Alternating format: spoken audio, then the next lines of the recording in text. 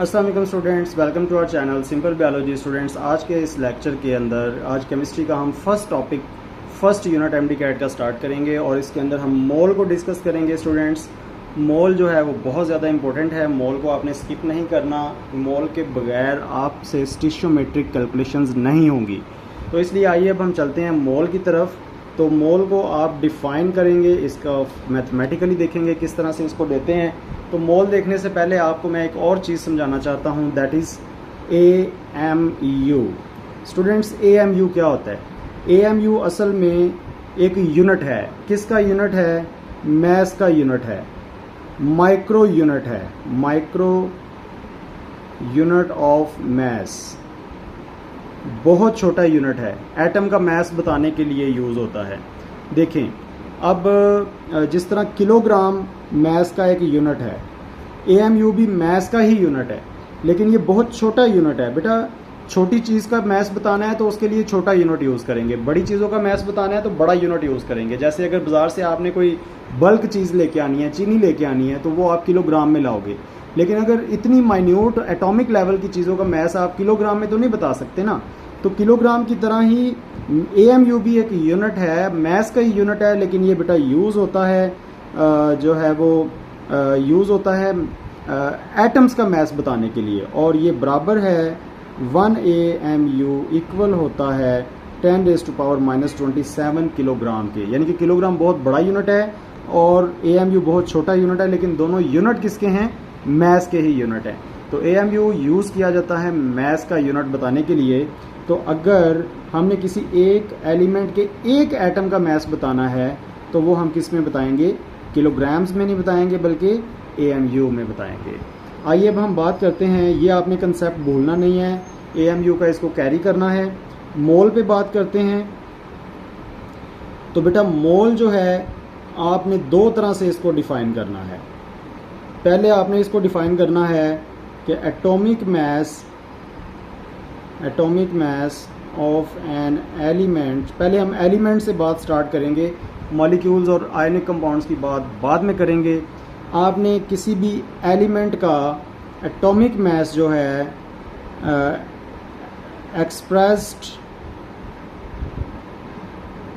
In grams, अगर आपने atomic mass को ग्राम्स में रिप्रेजेंट कर दिया, ग्राम्स में, तो उसको आप 1 मोल कह देते हैं, 1 मोल। ओके, यानी कि जैसे कार्बन है तो कार्बन का एटॉमिक मैस होता है बेटा 12, और अगर एक एटम की बात करें तो वो 12 AMU होगा। और अगर आप बाज़ार से 12 AMU कार्बन लेने जाएंगे तो आपको कोई भी नहीं देगा, क्योंकि AMU में एक एटम आएगा और एक एटम आपको कैसे कोई हैंडल करेगा, देगा कैसे? आप कैरी करेंगे? एक एटम तो कैरी करना ही नहीं मुश्किल है। तो आप उसी एटॉमिक मैस को अगर उतने ग्राम ले आओ तो ग्राम में लाना पॉसिबल है। बेटा, किसी भी एलिमेंट का जितना एटॉमिक मैस है उसके साथ आप ग्राम लगा दो तो वो उसका 1 मोल बन जाएगा, 1 मोल बन जाएगा। ओके, इसी तरह मैग्नीशियम की बात करें तो बेटा मैग्नीशियम के एटॉमिक मैस है 24 AMU। मैग्नीशियम का 24 AMU एटॉमिक मैस है। ये मैस है एक एटम का, 1 एटम ऑफ मैग्नीशियम। और आप अगर बाज़ार से जाके इसके एटॉमिक मैस के बराबर इतने ग्राम ले आएँ, इतने ग्राम ऑफ मैग्नीशियम, तो ये बेटा इस मैग्नीशियम का 1 मोल हो जाएगा। इसी तरह बेटा आप आगे थोड़ा सा अगर बात करें तो नेक्स्ट आप इस तरह से देखें कि अगर सल्फ़र की बात की जाए, सल्फ़र के एक एटम का मैस होता है 32 और 32 AMU। अब 32 AMU का मतलब है mass of 1 atom of sulphur. और अगर बाज़ार से आप जाके 32 ग्राम ले आते हैं तो ये उसका 1 मोल हो जाएगा। ओके, यानी कि आपने एक चीज़ देखी कि 1 मोल जो है, 1 मोल उसमें किसी भी एलिमेंट का जो एटॉमिक मैस है उसके साथ आप ग्राम लगा दें तो उसका 1 मोल हो जाता है। अब आइए स्टूडेंट्स, नेक्स्ट दूसरी डेफिनेशन देखते हैं मोल की। मोल की दूसरी डेफिनेशन ये है कि 1 mole of any element of any substance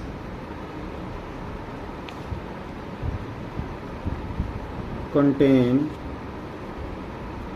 fixed number of particles, that is 6.02 into 10 raised to power 23। जिस तरह बेटा एक दर्जन में हमेशा 12 पार्टिकल होते हैं ना, इसी तरह एक मोल के अंदर हमेशा इतने पार्टिकल फिक्स होते हैं। दर्जन में तो 12 है ना, ये केमिस्ट्री की दर्जन समझ लें मोल को, लेकिन केमिस्ट्री के अंदर जो दर्जन है उसमें 12 नहीं, 6.02 into 10 raise to power 23 element atoms होंगे, पार्टिकल्स होंगे। तो ये नंबर हमें किसने बताया था? ये एक साइंटिस्ट है, दैट इज़ एवोगैड्रो। एवोगैड्रो ने बताया था, इसी वजह से इसको हम कह देते हैं एवोगैड्रोस नंबर। अब इस एवोगैड्रोस नंबर को रिप्रेजेंट करते हैं Na से, Na। तो यानी कि स्टूडेंट्स आपने दो बातें सीख ली मोल के लिए। पहली बात ये कि कार्बन जो है अगर इसके 12 ग्राम ले लो, क्योंकि 12 इसका एटॉमिक मास है, इसके साथ ग्राम लगा दिया तो वो इसका 1 मोल हो जाएगा। और आपको पता है 1 मोल किसी भी चीज़ का, उसमें पार्टिकल कितने होंगे? इतने पार्टिकल फिक्स होंगे हमेशा, ठीक है।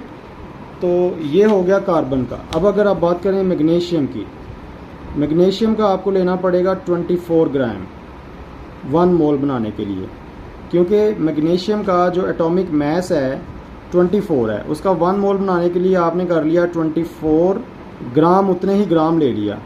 तो ये हो जाएगा 6.02 into 10 raise to power 23 atoms of magnesium. ये एटम्स ऑफ कार्बन और ये एटम्स ऑफ मैग्नीशियम, ओके। तो इसी तरह अगर आप सल्फ़र की बात करें तो सल्फ़र का एटॉमिक मास 32 है, और 32 के साथ AMU की बजाय आप ग्राम लगा दें तो ये बेटा आपके पास हो जाएगा सल्फ़र का 1 मोल। और सल्फ़र के 1 मोल में भी पार्टिकल होंगे 0.62 into 10 raise to power 23 atoms of sulphur. बेटा आपने एक चीज़ यहाँ पर नोट करनी है कि 1 मोल डिफरेंट एलिमेंट्स का, उनमें मैसेज डिफरेंट हैं, मैसेज डिफरेंट है, लेकिन नंबर ऑफ पार्टिकल सेम है, नंबर ऑफ पार्टिकल सेम है। कैसे? देखो 1 मोल जो है कार्बन का, इसमें 12 ग्राम है लेकिन पार्टिकल इतने हैं।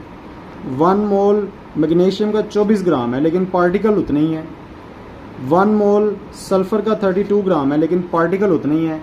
माना कि ये ऐसे समझ लें कि जैसे 1 मोल, 1 दर्जन आपके पास अंडे हैं तो उसमें 12 अंडे हैं, अंडे तो 12 हैं, लेकिन अगर 1 दर्जन आपके पास चूड़ियाँ हैं वो भी 12 ही हैं, लेकिन अंडे भारी होंगे चूड़ियों से। मैस डिफरेंट है, सल्फ़र भारी है मैग्नीशियम से, लेकिन उसके मोल जो है वो अगर बराबर हैं तो उसके अंदर एटम भी बराबर होंगे। जिस तरह दर्जन बराबर होगी तो तादाद बराबर हो जाएगी, चाहे वो भारी है चीज़ चाहे हल्की है। तो इसी तरह मोल अगर बराबर है बेटा तो उसके अंदर नंबर ऑफ एटम्स बराबर होंगे। ये आपने नहीं देखना कि मैस बराबर हो रहा है कि नहीं हो रहा। तो इसी बात को आप ऐसे लिख सकते हैं, 1 मोल ऑफ डिफरेंट substances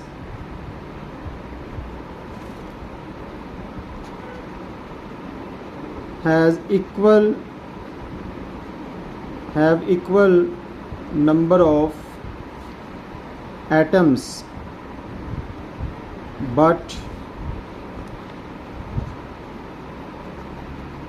ये बात हो रही है एलिमेंट की, ठीक है ना। एटम्स की बात है तो एलिमेंट की बात हो रही है। 1 mole of different elements have equal number of atoms but different masses। यानी कि मोल एक है ना अगर सबका, तो उसमें मैस डिफरेंट हो सकते हैं लेकिन नंबर ऑफ एटम जो है ना वो सबके सेम होंगे, क्योंकि नंबर ऑफ मोल सेम है। यानी कि अगर दर्जनों की तादाद बराबर है तो बाकी पार्टिकल्स बराबर ही होंगे, हल्के या भारी हो सकते हैं। अगर मोल बराबर हैं तो नंबर ऑफ एटम सेम ही होंगे, इक्वल नंबर ऑफ एटम होंगे, मैसेज डिफरेंट हो सकते हैं।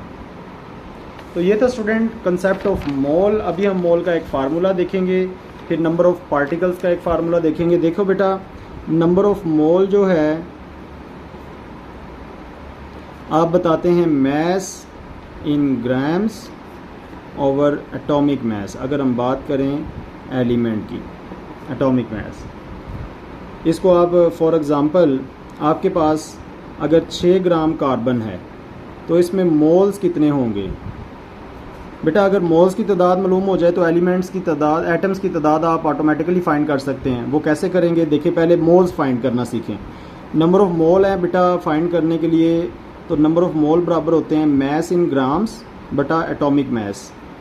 अब मैस इन ग्राम आपके पास दिया हुआ है 6 ग्राम, ग्राम में 6 ग्राम मैस दिया हुआ है। अब एटॉमिक मैस आपको याद होना चाहिए कार्बन का कितना है, तो number of mole is equal to mass in gram 6 है, तो कार्बन का एटॉमिक मैस होता है 12, तो आपके पास ये बन जाएगा 0.5 मोल्स। इसी तरह आपको एक और ये देखें प्रैक्टिस के लिए, find number of moles in 12 gram of magnesium. तो बेटा देखें, नंबर ऑफ मोल है given mass in grams over atomic mass. Mass in gram आपको 12 दिया हुआ है और एटॉमिक मैस मैग्नीशियम का होता है 24, तो ये भी 0.5 मोल्स आ जाएगा।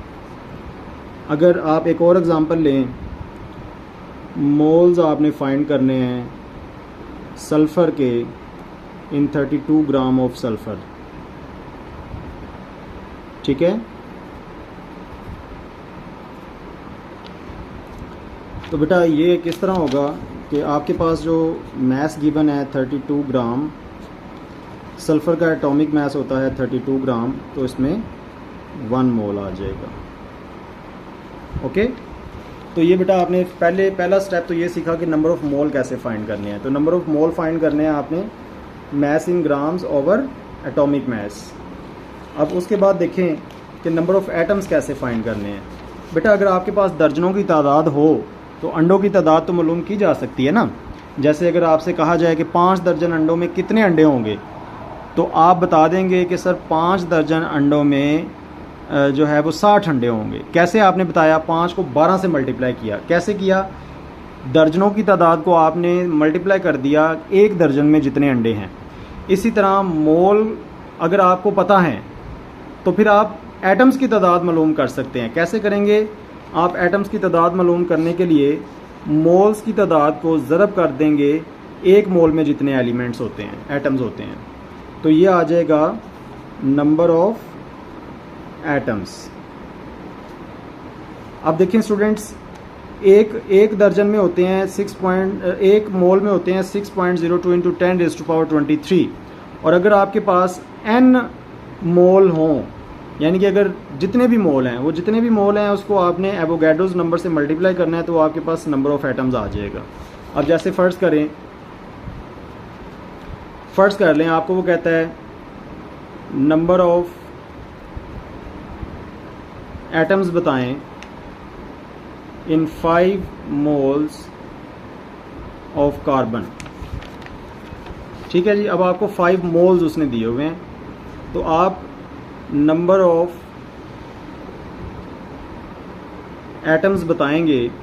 चूँकि आपको नंबर ऑफ़ मोल्स 5 दे दिए गए हैं और 1 मोल के अंदर एटम्स होते हैं 6.02 इंटू 10⁻23, तो ये आपके पास बन जाएंगे 3.0 इंटू 3.10 इंटू 10⁻24। ओके, ये इतने एटम्स आपके पास बन जाएंगे। बेटा ये इतना मुश्किल नहीं है, ये वही है जैसे मैंने अभी आपको एग्जांपल दी अंडों और दर्जनों की तादाद से। ये फ़र्ज़ कर लो दर्जनों की तादाद है और ये अंडे हैं उसके अंदर, ये अंडों की तादाद है और ये दर्जनों की तादाद है। एक दर्जन में जितने अंडे होते हैं उसको नंबर ऑफ़ डज़न से मल्टीप्लाई करोगे तो टोटल अंडों की तादाद निकल आएगी। इसी तरह बेटा एक मोल में होते हैं एवोगैड्रोस नंबर ऑफ़ मोल्स को आप एवोगैड्रोस नंबर से मल्टीप्लाई करोगे तो टोटल नंबर ऑफ़ एटम्स आपके पास आ जाएंगे, ठीक है। अच्छा, अब इसी फार्मूले को आप ऐसे भी लिख सकते हैं, नंबर ऑफ़ एटम्स, देखें number of atoms is equal to, अब इस n की जगह पे n का फार्मूला लगा दें, नंबर ऑफ मोल किसके बराबर होते हैं, given mass over molar mass into Na। ये स्टूडेंट्स रहा नंबर ऑफ मोल एटम्स, ये आगे number of atoms. Number of mole का फार्मूला ये आपने ऊपर पढ़ा है, number of moles given mass in grams over molar mass. ये नंबर ऑफ मोल का फार्मूला आप यहाँ पर लगा दें, नंबर ऑफ मोल की जगह पे एवोगाड्रोस नंबर की जगह पे एवोगाड्रोस नंबर आ जाएगा। तो ये आपके पास आ जाएगा एटम्स फाइंड करने का दूसरा फार्मूला। ये तब यूज़ करना है जब आपको ग्राम में मास बताया गया और एटमों की तादाद पूछी गई है, और ये तब यूज़ करना है जब आपको मोल बताए गए हैं और एटमों की तादाद पूछी गई है। जैसे नंबर ऑफ एटम्स आपसे पूछे गए हैं इन 5 मोल्स ऑफ कार्बन। यही क्वेश्चन अगर बेटा ऐसे होता, इसके लिए आपने ये फार्मूला यूज़ किया है। यही क्वेश्चन अगर ऐसे होता है कि find out number of atoms in 6 gram of carbon. अब देखिए बेटा इस क्वेश्चन में और इस क्वेश्चन में क्या डिफरेंस है। इस क्वेश्चन में और इस क्वेश्चन में क्या डिफरेंस है। इस क्वेश्चन में भी एटम पूछे हैं, इस क्वेश्चन में भी एटम पूछे हैं, लेकिन इसमें आपको मोल्स दिए गए हैं तो मोल्स वाला ये फार्मूला यूज़ होगा। लेकिन बेटा इसके अंदर आपको ग्राम दिए गए हैं तो ग्राम्स के लिए आपने ये वाला फार्मूला यूज़ करना है। तो अब आप इस फार्मूले के अकॉर्डिंग ये वैल्यूज़ लगाएं, number of atoms is equal to given mass जो है, गिवन मास ये है बेटा 6 ग्राम, और मोलर मास जो है, एटॉमिक मास जो कार्बन का होता है वो है 12 ग्राम, ज़रब Na है 6.02 इंटू 10⁻23। तो ये स्टूडेंट्स आ गया आपके पास 0.5 इंटू 6.02 इंटू 10⁻23। इनको आपने सॉल्व किया तो ये नंबर ऑफ मोल्स आ गए। अब इन नंबर ऑफ मोल्स को एवोगाड्रोस नंबर से मल्टीप्लाई करेंगे तो आपके पास आ जाएगा 3.01 इंटू 10⁻23। तो ये स्टूडेंट्स आपने आज जो सीखा वो आज आपने सीखा है मोल क्या होता है, मोल का फार्मूला क्या है, given mass over molar mass, number of atoms का फाइंड करने का फार्मूला है n इंटू W/m। इसमें ये नंबर ऑफ मोल्स है, ये गिवन मास इन ग्राम है, ये एटॉमिक मास है और ये एटम्स की तादाद है। इसी तरह स्टूडेंट्स इसी फार्मूले को आप ऐसे भी लिख सकते हैं, ये n ये आ गया, ये स्मॉल n इसके इक्वल है तो इसकी जगह पे ये लगा दिया, और सॉरी यहाँ पे एवोगाड्रोस नंबर होगा तो ये आपने एवोगाड्रोस नंबर लगा दिया। ठीक है, तो एक ये फार्मूला हो गया, दूसरा ये फार्मूला हो गया। ये एटम्स की तादाद है, mole number of moles into Avogadro's number. Okay, और यही फार्मूला आप ऐसे भी लिख सकते हैं, नंबर ऑफ मोल्स की जगह ये आ गया और एवोगाड्रोस की जगह पे ये वही आ गया। अब उसके बाद देखें मोलर वॉल्यूम। तो स्टूडेंट्स आज का मेरा ख्याल है कि काफ़ी 18 मिनट का लेक्चर बन गया है, तो इतना आज काफ़ी है। तो आप आज इस पे पहले प्रैक्टिस कर लें इन क्वेश्चंस पे, और फिर इंशाल्लाह हम मोलर वॉल्यूम पे एक अलग से जो है वो लेक्चर उसमें वो कर लेंगे। तो अभी आज आप इतना ही कर लें। ये ज़रा थोड़ी सी कटिंग हो गई है, इसको मैं आपको एक्सप्लेन कर दूं कि ये असल में है number of atoms is equal to number of moles into Avogadro's number, और नंबर ऑफ मोल का ये फार्मूला है, इसलिए इसको हमने ऐसे भी लिख सकते हैं। और यही फार्मूला आपने अभी यहाँ पर यूज़ किया है पिछले पेज पे, यहाँ पर ये वाला। तो ये था स्टूडेंट्स आज का टॉपिक, इसको एक दफ़ा अच्छी तरह गो थ्रू कर लें और फिर इसके MCQs की प्रैक्टिस करें। Thank you students, good luck, अल्लाह हाफिज़।